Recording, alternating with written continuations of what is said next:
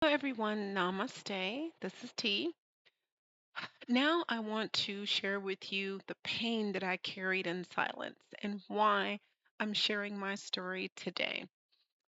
People around me in my life that I'd met, family members, coworkers, they just started to die. And that's a normal part of life. Birth and then leaving the earth, those are normal cycles in life.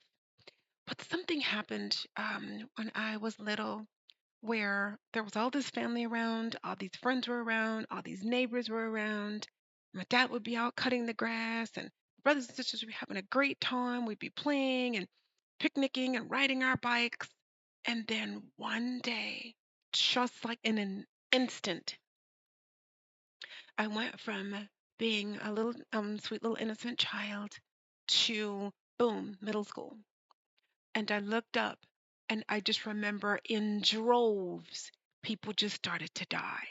And I mean, not one or two, I mean 10, 20, 15, two here, four there, five there, six there, just started to die. And it was the most terrifying feeling when you don't understand the cycle of life. You don't understand what's going on. So I carried the pain quietly for years until I was ready to start the healing journey. And when I carried the pain quietly for years, one thing I saw was that there were other people who were carrying that pain too, but they weren't ready to talk about it. So they carried this mask. And I'm going to share with you how I saw people mask their pain.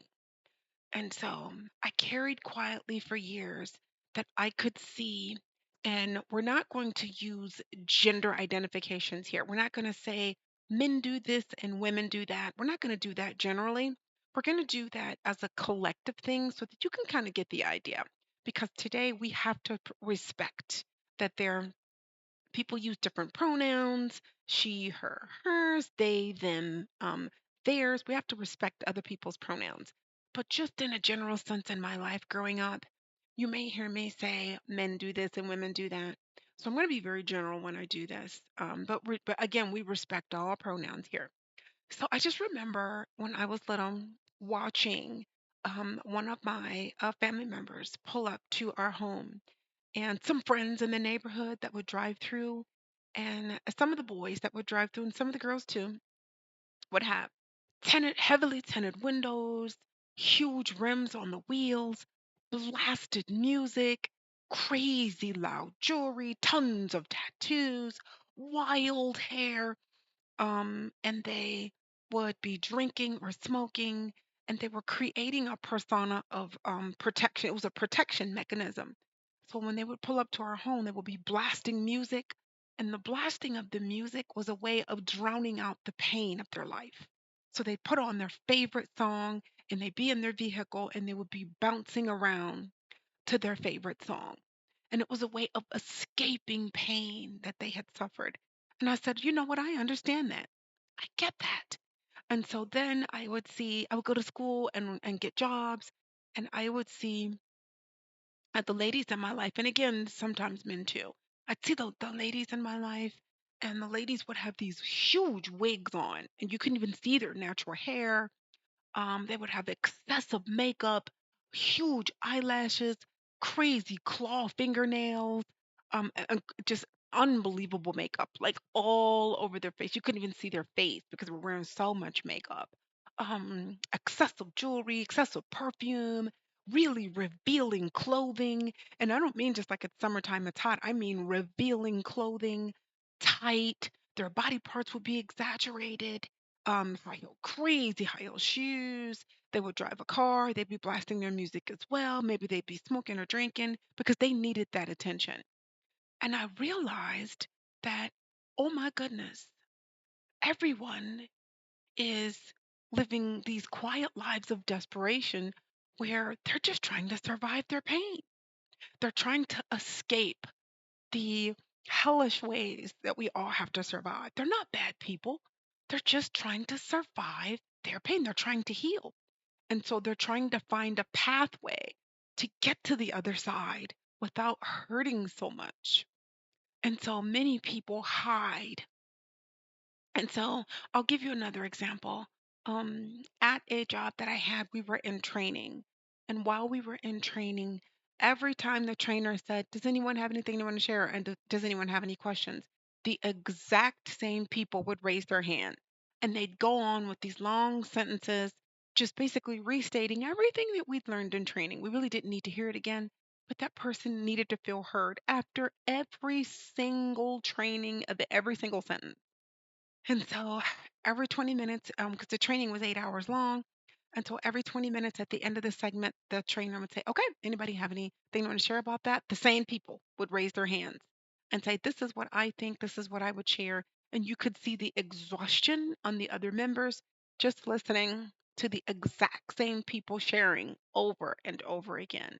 And so some people would say, "Hey, that person talks too much. They talk too much. They're never going to shut up." I, I get that, but most of the time, those people were quietly carrying some pain somewhere, and they needed to feel heard. They needed to get something out. And so they hide behind constant criticism, constant feedback, constant, um, I have some comments, constant questions, constant, because they're trying to heal from some type of awful pain, just like everyone else in the world. Also, I would see different types of people trying to heal. And I carried this. I carried this quietly for years. I would see people smoking themselves to death. I have many family members who were lovely people, people that I knew in my life that I used to go to parties with, and we would go dance and we would go have a good time. And they would have to keep stepping outside smoking. Every 20 minutes, they would have to take what's called smoke breaks, and they just couldn't stop smoking. And they did this for years. And I watched it. I watched them smoking themselves to death. And even though they were able to do what they wanted to do, they were able to go wherever they wanted to go, one day they were just dead. One day they went, doctor said, "This is what's going on with you." And within a small amount of time, they were just gone. And I watched that. Many family members, friends, neighbors, colleagues, coworkers, schoolmates just smoke themselves to death. And I carried that pain quietly inside of me. And I realized that the people who picked up something to smoke and lit it up and pulled that smoke in, they did that because that smoking took them away from something that was really painful to them. And so let's do another one. I carried quietly for years the desperation of watching people drink alcohol. My grandfather was in one of the worst alcoholics I think I'd ever seen in my life. He suffered from alcoholism, brutal, brutal bouts of alcoholism, and he just couldn't stop drinking. And even though he made it far past most people in the family, he made it to almost 90, drinking alcohol every single day. Even though he made it that far, he suffered horrible, horrible abuse. He dare not talk about it. So what he would do is he would make sure that he was constantly drunk, inebriated every time we saw him. He was always drinking. And so that was his way of hiding. So he never had to share with you what really happened to him. He would show up and he was already drunk. And so, okay, that took him away from having to explain, why is he misbehaving? Why is he using this language? Why is he trying to molest and rape people? What is he doing? Why is he so violent? Getting drunk constantly was a way of him hiding. So he never had to share the side that was so painful. I carried that quietly for years, just watching him do that. I carried that, and I was scared to talk about it. And it's time to heal. It's time to talk about these things so that you all out there know that you're not alone, and that the desperation and the pain that you carry quietly for years, there's a safe place to talk about it. There is a safe place to come here and get it out. I had to carry this until I was ready to heal. And the reason why I decided it's time to talk about it was because my body started getting sick. And I mean really sick. And I didn't understand why. I'm like, I take good care of myself. I don't drink. I don't smoke. I don't do drugs. I don't eat fast food. I don't eat sweets. I don't do any of that. I don't really eat restaurant food. I just, might be like once a year. And, I prepare my own things and I'm 80% vegan and I walk every day. I get exercise every day, but my body still kept getting sick. And the illness that I was feeling was because I carried that pain quietly for years and never talked about it to really get it out. And a therapist would say, okay, our hour's up or our 45 minutes is up. Have a good day. We'll see you next week. But it wasn't really getting out the pain that needed to come out. So I'm creating this for people who carried the quiet pain of being abused, being injured, being hurt, losing a job, losing loved ones, losing a relationship, losing family, and just carrying it and never talking about it or really getting it out. Now is the time to heal. Namaste, everyone.